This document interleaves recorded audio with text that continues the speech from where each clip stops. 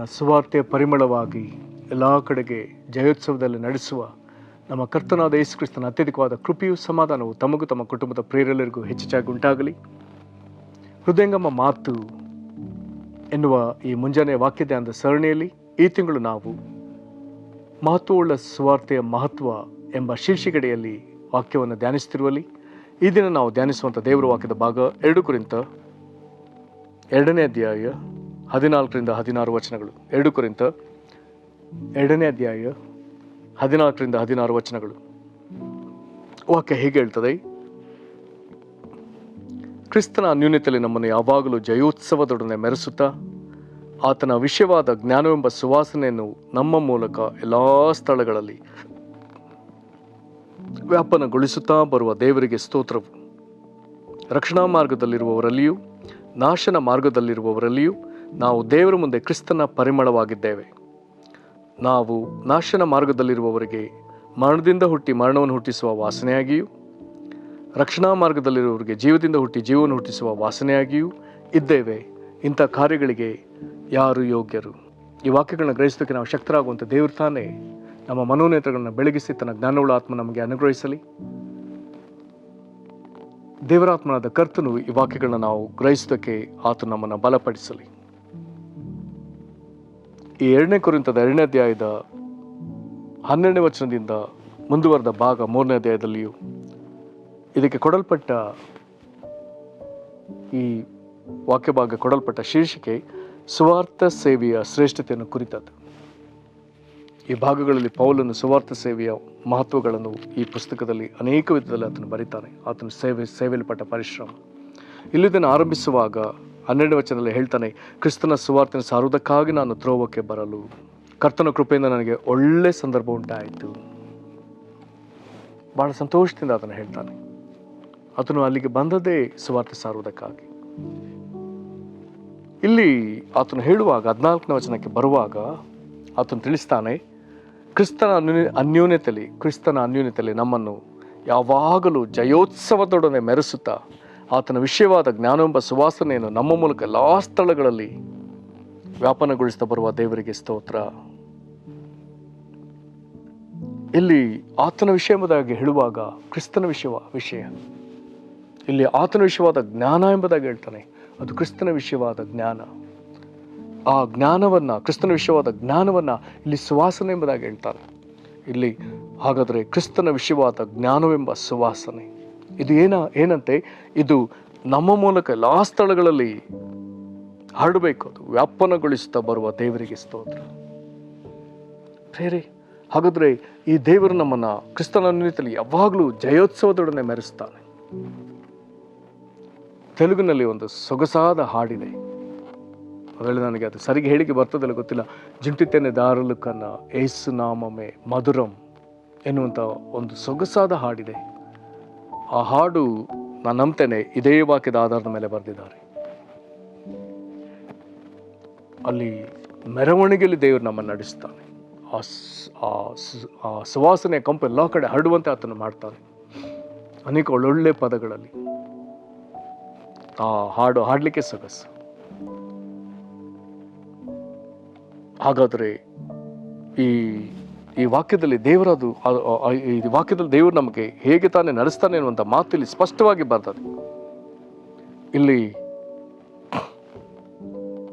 ಕ್ರಿಸ್ತನ ಅನ್ಯೋನ್ಯತೆಯಲ್ಲಿ ದೇವರು ನಮ್ಮನ್ನು ಯಾವತ್ತೂ ಕ್ರಿಸ್ತನ ಅನ್ಯೋನ್ಯತೆಯಲ್ಲಿ ನಡೆಸ್ತಾನೆ. ಸುವಾರ್ಥ ಸೇವಕರೇ ದೇವರು ನಮ್ಮನ್ನು ಕ್ರಿಸ್ತನ ಅನ್ಯೋನ್ಯತೆಯಲ್ಲಿ ನಡೆಸ್ತಾನೆ ಮತ್ತು ನಮ್ಮನ್ನು ಯಾವಾಗಲೂ ಜಯೋತ್ಸವದೊಡನೆ ಮೆರೆಸ್ತಾ ಆತ ನಮಗೆ ತೋರಿಸ್ತಾನೆ. ನಮ್ಮನ್ನು ಜಯೋತ್ಸವದೊಡನೆ ಮೆರೆಸುವಂತ ಆತನು ನಮಗೆ ಮಾಡ್ತಾನೆ. ಸುವಾರ್ಥ ಸೇವಕರು ಈ ವಾಕ್ಯದ ಪ್ರಕಾರ ದೊಡ್ಡ ಜಯಶಾಲಿಗಳು ಮತ್ತು ಸುವಾರ್ಥ ಸೇವಕರು ಅವರ ಕುರಿತಾದ ಮತ್ತೊಂದು ಮಹತ್ವ ಆತನ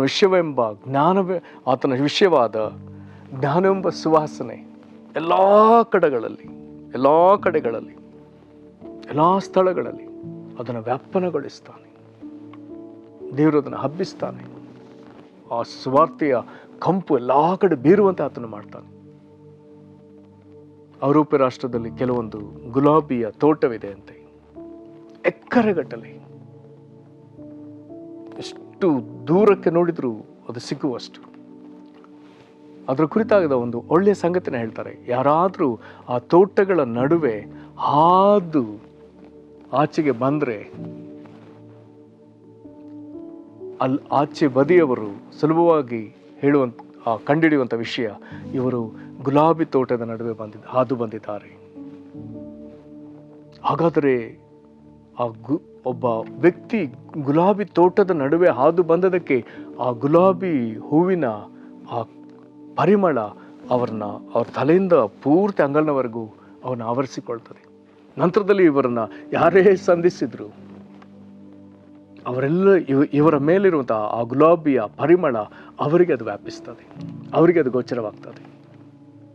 ಬೇರೆ ಒಂದು ಹೂ ತೋಟದಿಂದ ಒಬ್ಬ ಮನುಷ್ಯನು ಆ ಗುಲಾಬಿಯ ಪರಿಮಳವನ್ನು ಧರಿಸಿ ಅದನ್ನೇ ನಂತರದಲ್ಲಿ ಎಲ್ಲರಿಗೂ ಬೀರುವವನಾದರೆ, ಒಬ್ಬ ಸುವಾರ್ಥ ಸೇವಕನು ಯಾರು ದೇವರ ದೃಷ್ಟಿಯಲ್ಲಿ ಆತನ ಅತ್ಯಮೂಲ್ಯನು, ಆತನ ಮೂಲಕ ದೇವರು ಯೇಸು ಕ್ರಿಸ್ತನ ಕುರಿತಾದ ಜ್ಞಾನವೆಂಬ ಸುವಾಸನೆ ಅವನ ಮುಖಾಂತರ ಎಲ್ಲರಿಗೂ ಅದು ವ್ಯಾಪಿಸುವಂತೆ ದೇವರು ಮಾಡ್ತಾನೆ. ಆದರೆ ಇದರ ನಂತರದಲ್ಲಿ 2 ದೊಡ್ಡ ವ್ಯತ್ಯಾಸವನ್ನು ತೋರಿಸ್ತಾನೆ. ಅದು ವ್ಯಾಪನಗೊಳಿಸಿದ್ದಕ್ಕಾಗ ದೇವರಿಗೆ ಸ್ತೋತ್ರ ಹೇಳ್ತಾನೆ. ಅವರು ನಮ್ಮಿಂದ ಕ್ರಿಸ್ತನ ಜ್ಞಾನವೆಂಬ ಸುವಾಸನೆ ಹರಡುವುದಾದರೆ ದೇವರಿಗೆ ಎಷ್ಟೋ ಸ್ತೋತ್ರ, ನಿಮ್ಮಿಂದ ಹರಡುವುದಾದರೆ ಎಷ್ಟೋ ಸ್ತೋತ್ರ.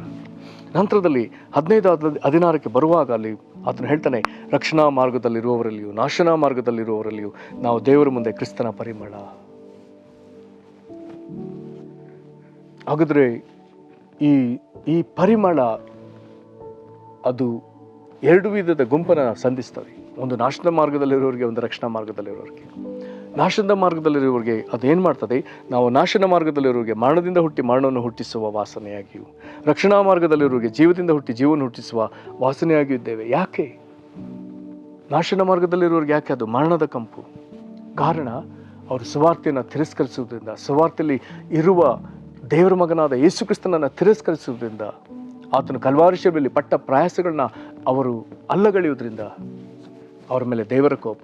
ಹಾಗಾಗಿ ಅದು ಮರಣದಿಂದ ಹುಟ್ಟಿ ಮರಣವನ್ನು ಹುಟ್ಟಿಸುವ ವಾಸನೆ.